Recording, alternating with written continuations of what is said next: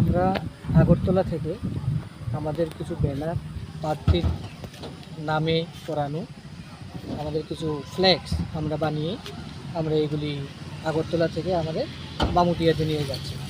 সেই সময় কতিপয় বিজেপির দুষ্কৃতী আমাদের গাড়ির সামনে বাইক নিয়ে আটকে আমাদের গাড়িটাকে তারা হাইজ্যাক করে নিয়ে যায়, নিয়ে গিয়ে তারা আমাদের সমস্ত ফ্ল্যাক্সগুলিকে জ্বালিয়ে দেয় এবং আমাদের গাড়ির যত প্রচার সজ্জা ছিল সবগুলি ওরা নষ্ট করে দেয়। আপনি দেখছেন, আপনি চোখের সামনে এগুলি সবগুলি এখানে জ্বালানো হয়েছে।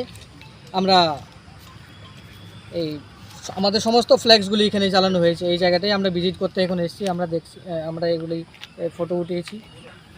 এই বিষয়ে পুলিশে জানিয়েছেন? হ্যাঁ, এই বিষয়ে আমরা পুলিশকে জানিয়েছি।